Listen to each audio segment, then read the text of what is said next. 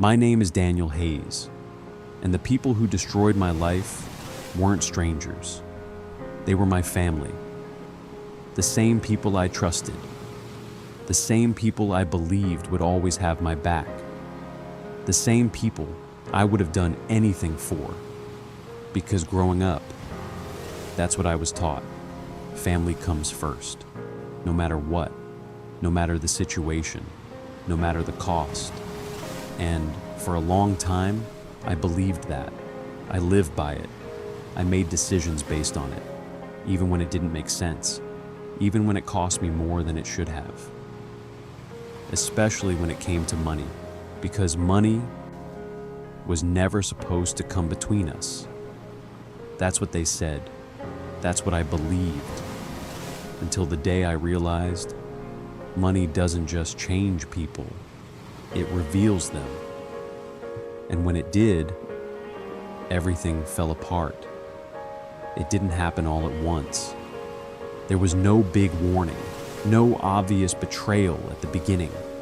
Just small decisions, small moments, small things that felt normal at the time, until they weren't.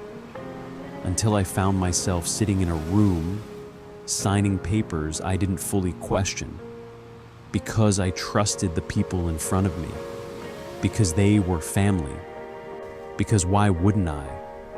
I remember that moment clearly, not because it felt important, but because it didn't, because it felt routine, safe, like just another step in something we were building together, something that was supposed to benefit all of us. That's what I thought. That's what I was told.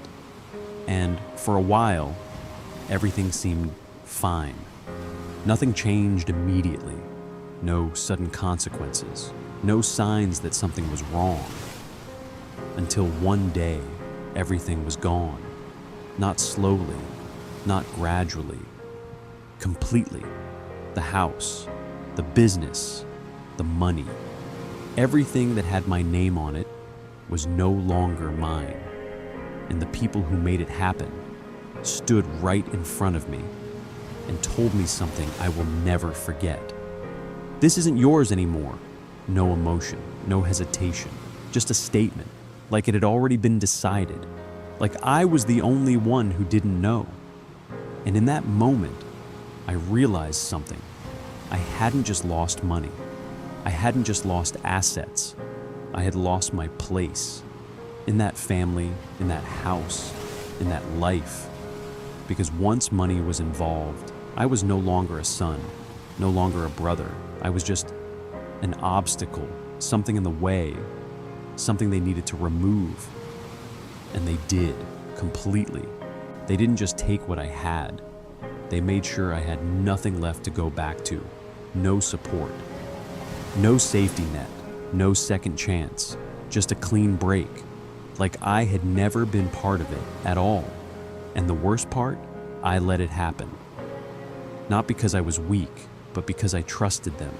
Because I believed in something that didn't exist the way I thought it did. And for a long time, I thought that was the end of my story. That once you lose everything like that, you don't come back. You just survive, if you can. But I was wrong, because what they didn't realize, when they took everything from me, was simple. They only took what I had, not what I could become. And that difference changed everything. Before everything fell apart, my life was simple, structured, predictable, not perfect, but stable enough to believe it would stay that way. My father built everything from the ground up. A small business at first, nothing impressive, but consistent, growing slowly over the years. Enough to support the family, enough to create something real, something we could rely on. And as I got older, I became part of it. Not because I was forced to, but because I wanted to. Because it felt like responsibility, like purpose, like continuing something that mattered. I worked alongside him for years, learning everything, how the business operated, how decisions were made, how money flowed in and out, and more importantly, who to trust, or at least who I thought I could trust. Because in that environment, family wasn't separate from business. It was the business. My siblings were involved, extended family too. Everyone had a role, everyone had a piece, and everything felt connected, unified, like we were building something together for the future, for all of us. When my father passed away, everything changed. Not immediately, not on the surface, but underneath, things started to shift. The structure was still there. The business was still running, but the foundation was different. Because the one person who held everything together was gone. And what replaced that wasn't leadership. It was control, subtle at first, small decisions being made without discussion, changes in how things were handled, who had access, who had authority. And slowly, without making it obvious, I was being moved out of position, not completely, not at once, but step by step.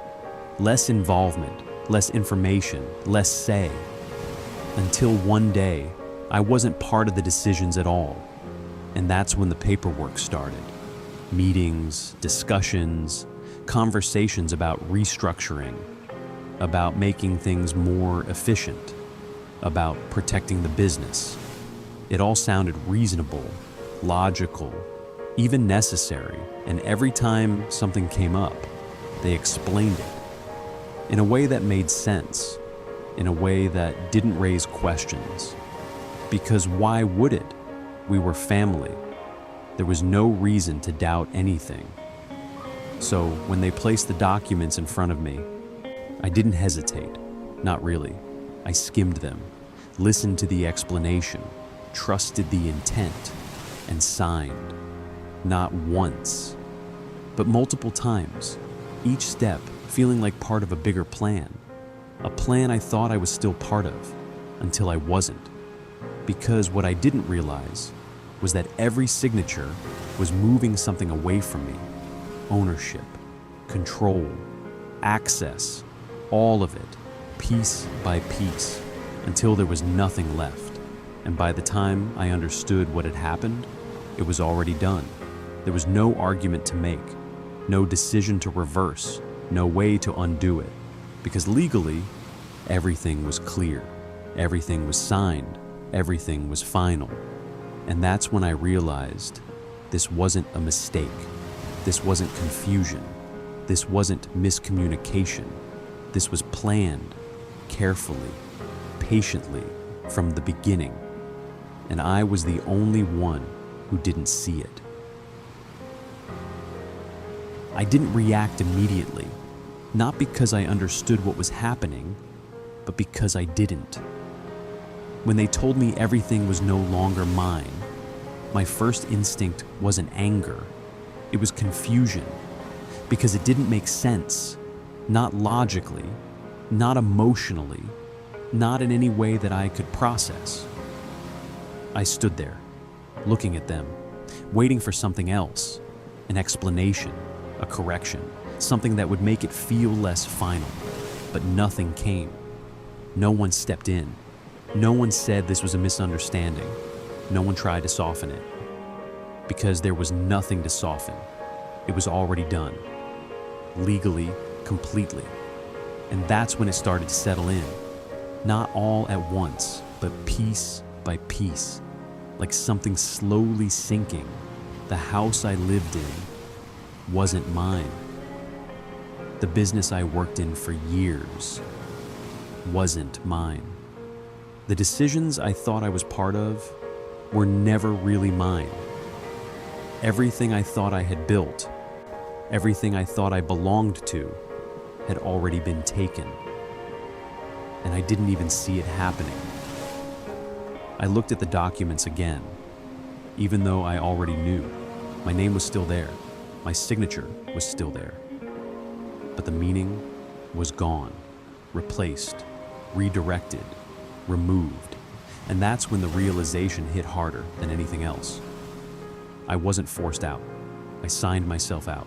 Not knowingly, not intentionally, but completely. And the people standing in front of me knew exactly what they were doing from the beginning. That's what made it different. That's what made it irreversible. Because this wasn't something that happened suddenly. It was something that had been building while I trusted them, while I believed we were working together, while I thought I was part of something. I wasn't. I was being moved out, one decision at a time. And by the time I realized it, there was nothing left to hold on to. You should leave. That's what she said next. Not aggressive, not loud, just direct, like it was the most obvious thing in the world. At first, I didn't move, because even after everything, there was still a part of me that thought, this couldn't be happening. Not like this, not completely. But she didn't repeat herself. She didn't need to, because the room had already shifted. The way they stood, the distance between us, the silence. It all said the same thing. I didn't belong there anymore. Not as family, not as anything. Just someone who was still standing in a place he no longer had a right to. I looked at my brother, then my sister, then back at her, hoping someone would say something different, something human, something that reminded me this wasn't just a transaction. But they didn't. They avoided my eyes, or worse, they held them without emotion, without hesitation, like this was justified, like this was necessary, like I was the problem that had just been solved. And that was the moment it changed. Not when I lost everything, but when I realized they were okay with it. That's what hurt. Not the loss, not the money, the acceptance, the ease, the way they moved on from it without looking back. So I nodded, not because I agreed, but because I understood. There was nothing left to argue, nothing left to defend. You can't convince people who already decided you don't belong. So I turned, walked to my room, packed what I could, which wasn't much, because most of what I thought I owned wasn't mine anymore. Clothes, a few personal things. That was it. That was everything I was leaving with. And when I walked out, no one stopped me. No one said anything. No one even asked where I was going, because it didn't matter. To them, I was already gone. I thought that was the worst part, losing everything, walking out with nothing. But I was wrong, because what came after was quieter and somehow even worse.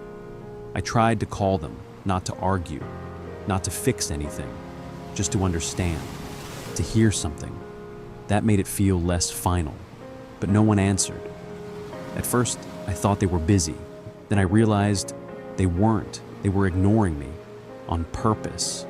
Calls went unanswered, messages left on read, then eventually, not even that, blocked one by one, until there was no one left to reach, no connection, no response, no way back in.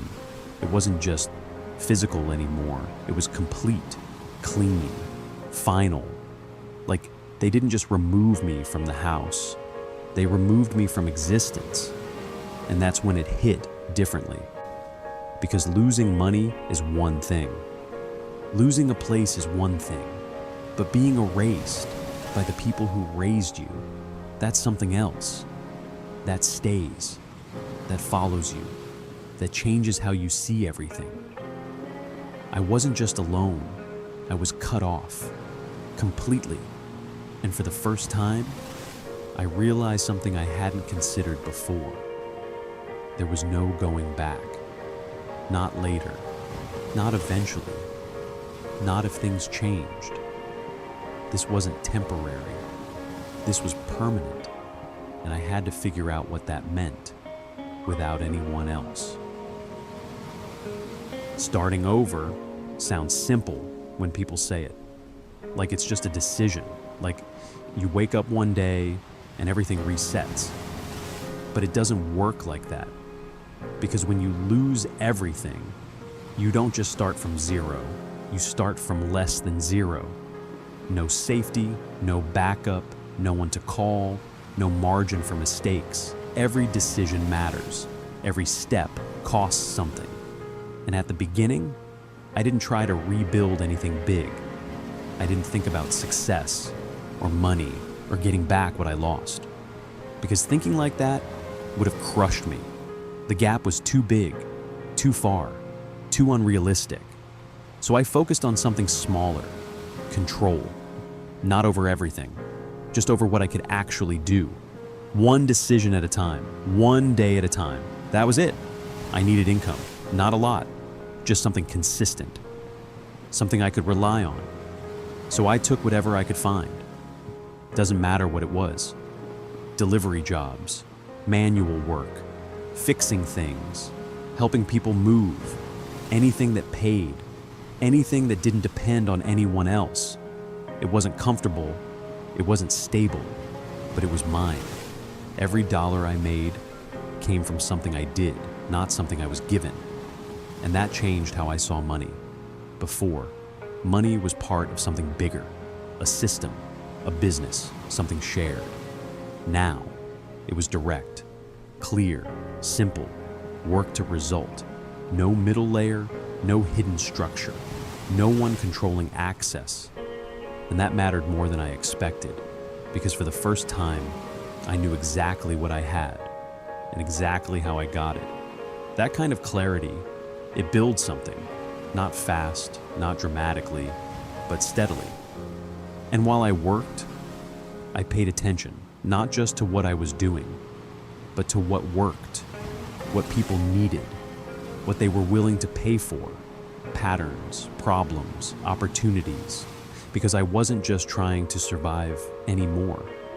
I was trying to understand where value actually comes from, where money actually moves. And that's when something shifted. Not outside, inside. I stopped thinking like someone who lost everything and started thinking like someone who is building something new, from scratch, on purpose. And that changed my decisions. I stopped taking random work and started choosing better work. Not easier, better. Things that paid more. Things that taught me something. Things that connected me to the right people. Because I realized something simple. If I was going to rebuild, I wasn't doing it the same way. I wasn't going to depend on a structure I didn't control. I wasn't going to build something someone else could take. So I started small. Very small, fixing problems for people, charging for it, learning what worked, adjusting, improving, again and again. No big moves, no big risks, just consistency. And then, the first real shift happened. Not a big deal, not something anyone else would notice. But for me, it mattered. I made my first real money, not from a job, not from labor, from something I built, a small deal, a simple service, something repeatable, something scalable. It wasn't a lot, but it was different because it didn't stop when I stopped. And that's when it clicked. That's the difference. Working for money and building something that creates it. And once I saw that, I couldn't unsee it. So I doubled down. More focus, more discipline, less distraction. Because now, I wasn't guessing anymore. I had direction. And for the first time since I lost everything, I wasn't thinking about what they took from me. I was thinking about what I was creating. And that changed everything. Not overnight, not instantly, but permanently. Because this time, everything I built was mine. Once I stopped thinking about survival, everything started to shift. Not outside, inside. Because surviving forces you to react. You take what you can get. You move without direction. You focus on getting through the day, not building the next one. But the moment I had just enough stability, just enough consistency to breathe, I made a decision. I wasn't going to live like that anymore. Not reacting, not chasing, not depending on whatever showed up. I needed structure, something repeatable, something I could control, so I stopped saying yes to everything. That was the first change. Before, I took any job that paid. Didn't matter what it was, didn't matter how inefficient, as long as it brought in money. But that kept me stuck, busy, but not growing. So I cut that off, not completely, but strategically. I started choosing work based on one thing. Does this move me forward, or just keep me where I am? That question changed everything, because most work keeps you in the same place. It pays you, but it doesn't build you. So I focused on what I could turn into a system, something simple, something people needed repeatedly, not once, not occasionally, consistently. I noticed a pattern in the work I was doing. People didn't just need help. They needed reliable help, someone who showed up, someone who delivered, someone who didn't waste their time.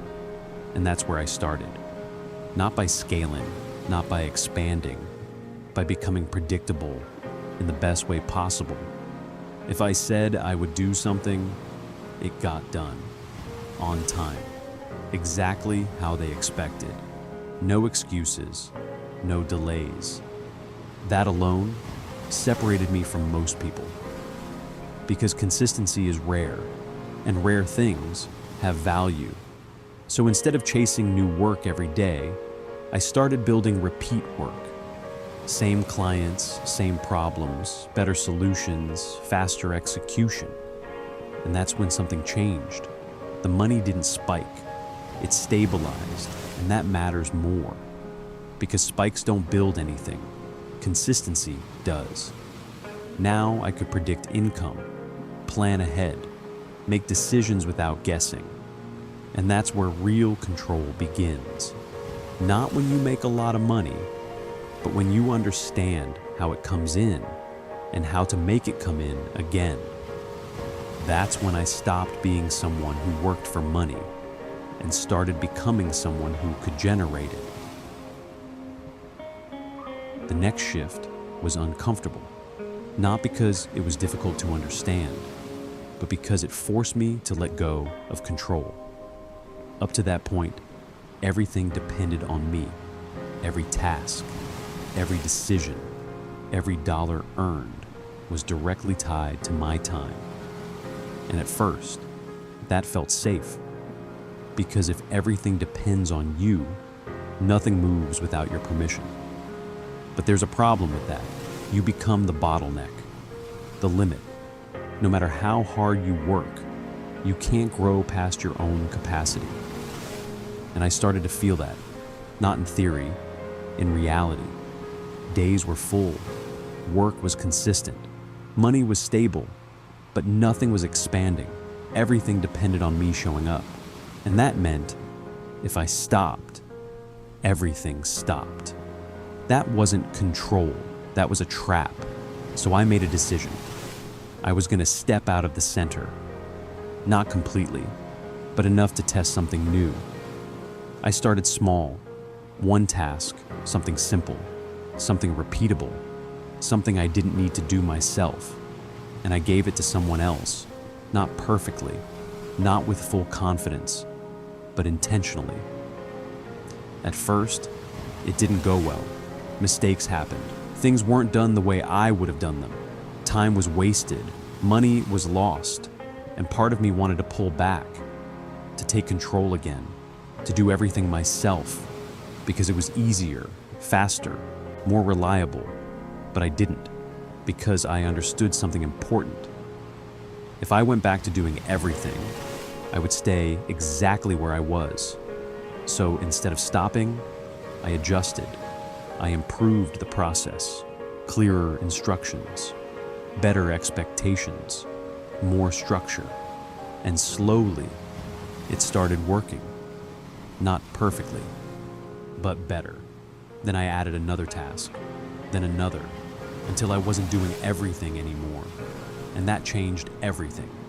Because now, my time opened up, and time is leverage. I wasn't just working anymore, I was thinking, planning, positioning, looking at opportunities instead of just reacting to work. And that's when the money changed. Not because I worked harder, but because I worked differently.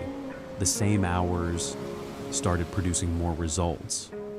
Because they weren't spent on tasks anymore. They were spent on decisions. And decisions scale.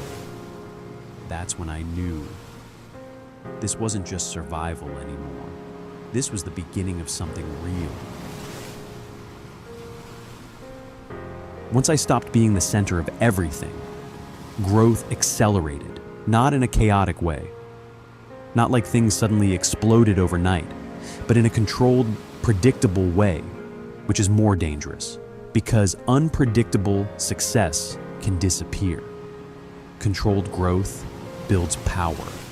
The systems I created started working together, not perfectly, but efficiently. Tasks were handled, clients were managed, problems were solved without needing my direct involvement every time.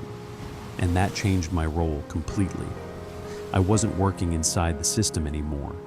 I was working on it, looking at numbers, tracking patterns, understanding where money was coming from and where it was leaking.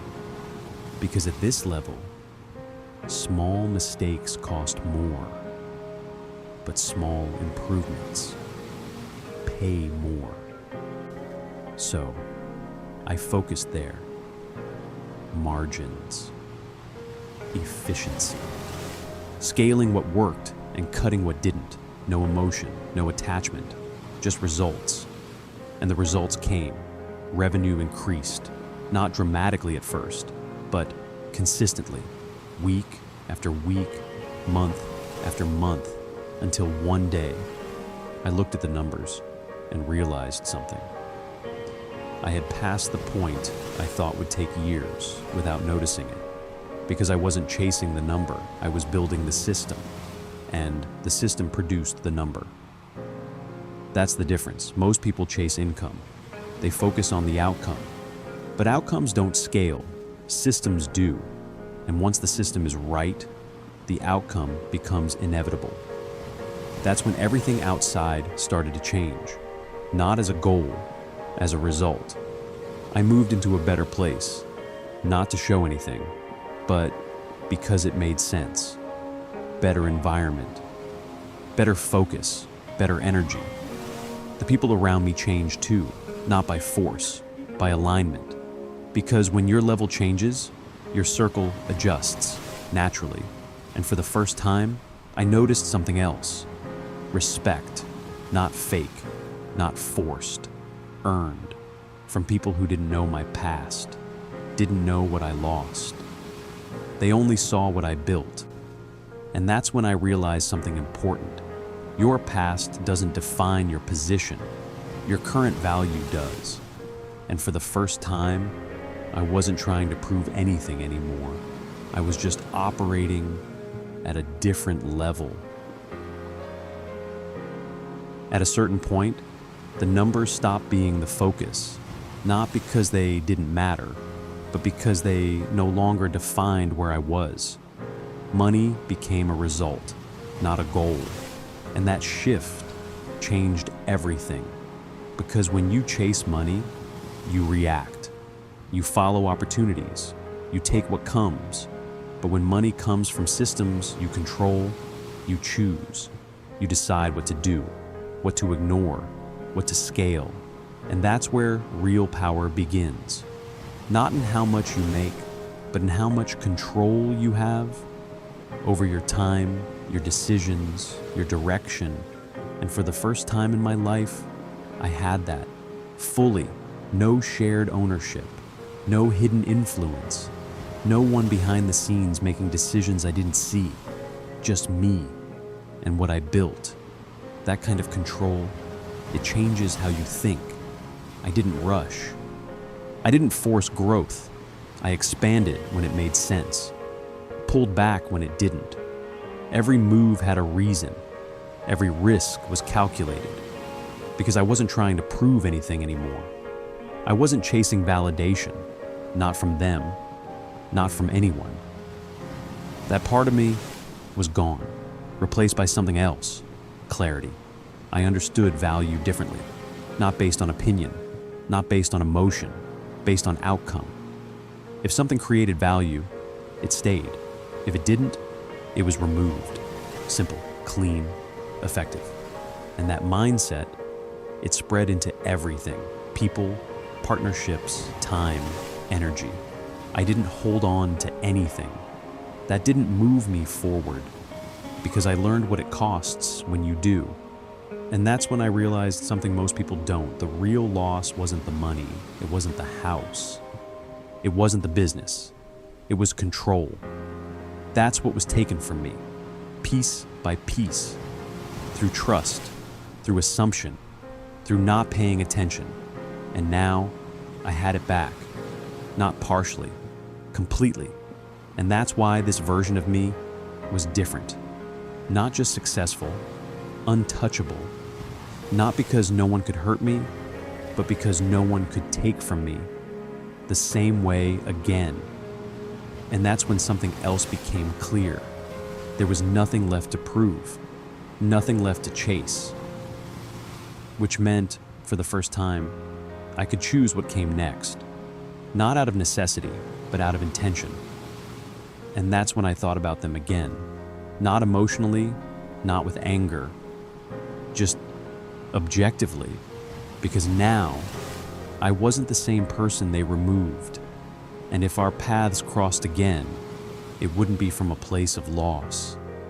It would be from a position of power. There's a moment when you realize you're no longer trying to make it. You already did. Not in a loud way, not in a way that needs attention, but in a way that's undeniable. For me, it wasn't a single event, not one big win, not one deal, not one number. It was a pattern, consistency at a level I used to think was impossible. Income that didn't fluctuate, decisions that didn't feel risky anymore because they were backed by structure, backed by data, backed by experience. And that's when I understood something simple. I wasn't rebuilding anymore. I had built something new, something stronger, something no one could take from me, because no one else had access to it. And the difference showed, not just in money, in presence. The way I walked into a room, the way people responded, the way conversations changed. Before, I had to explain myself. Now, I didn't need to. The results spoke first.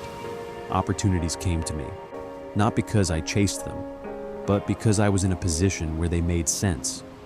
Partnerships, deals, people who wanted to be involved.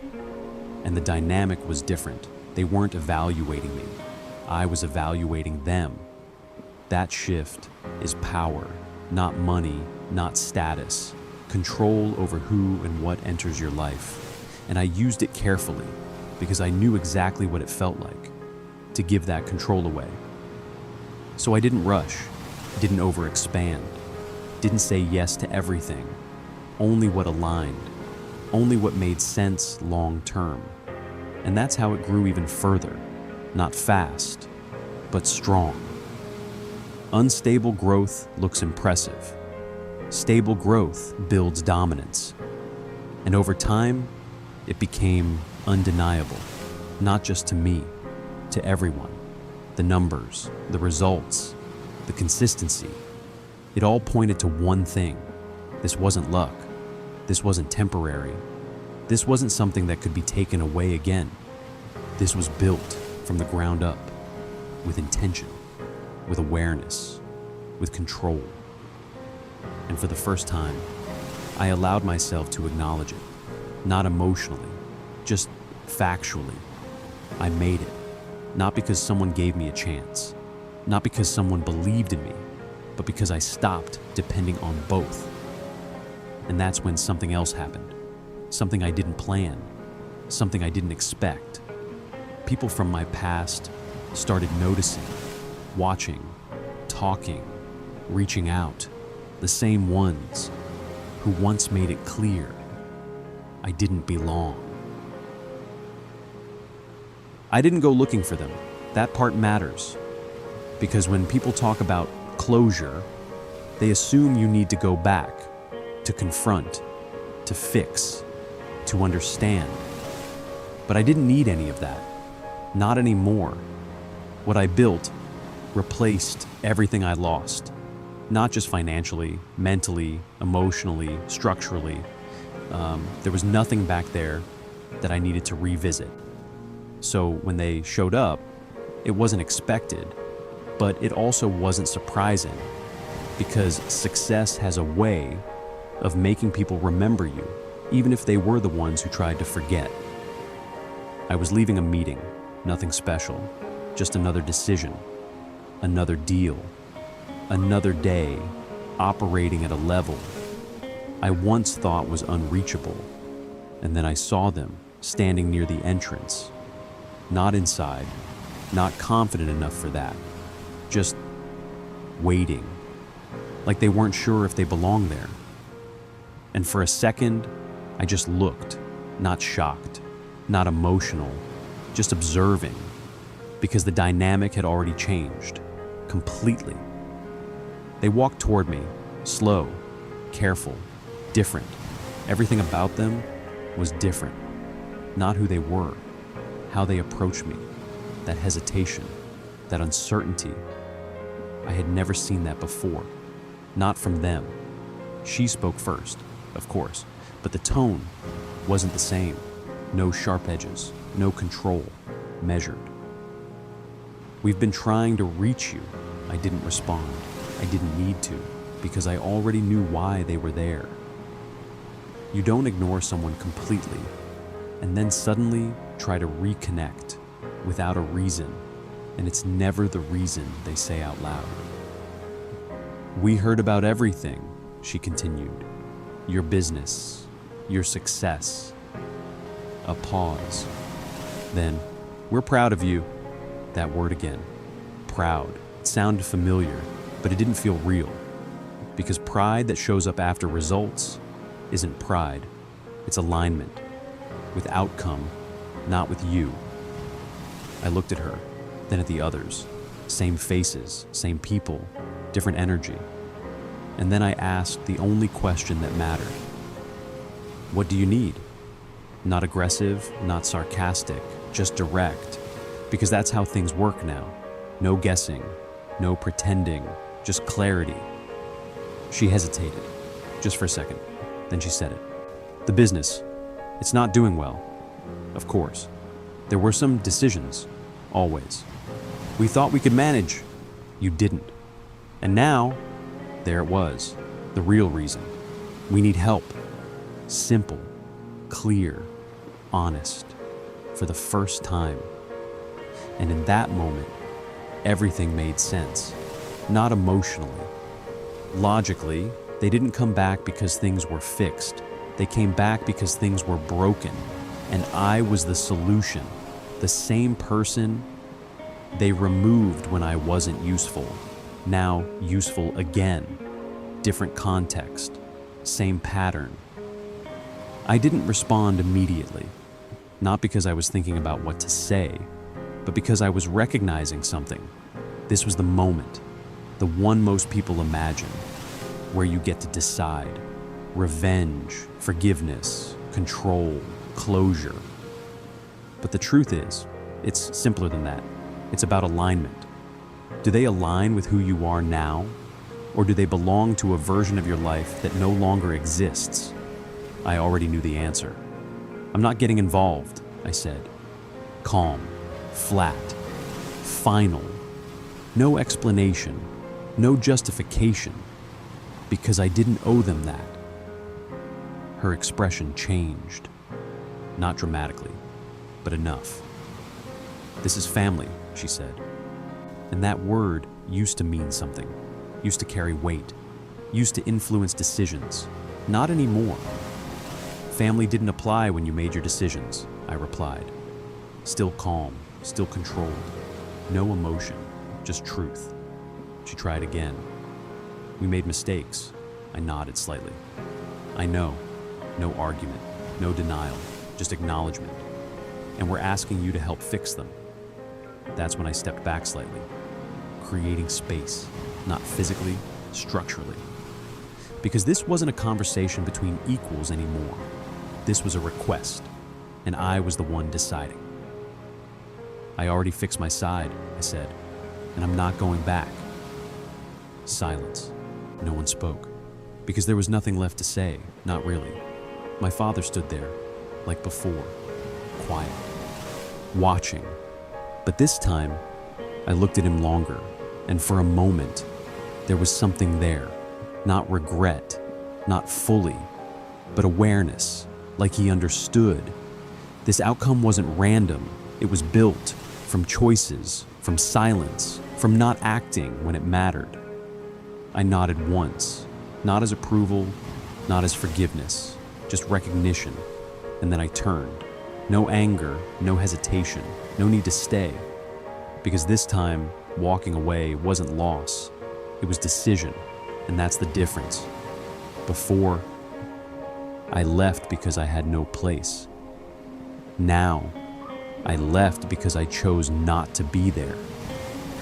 I didn't walk away because I hated them. I walked away because I finally understood them. And once you understand someone clearly, you stop expecting them to be different. That's when the decision becomes easy, not emotional, not reactive, just final. Because some people don't lose you when they hurt you. They lose you when they show you who they really are. So, I'll ask you something. If you were in my position, after everything they did, after they came back only when they needed you, what would you do? Be honest. No explanations. Just choose. Comment 1 if you would forgive them and help. Comment 2 if you would walk away and never look back. I want to see what you would actually choose.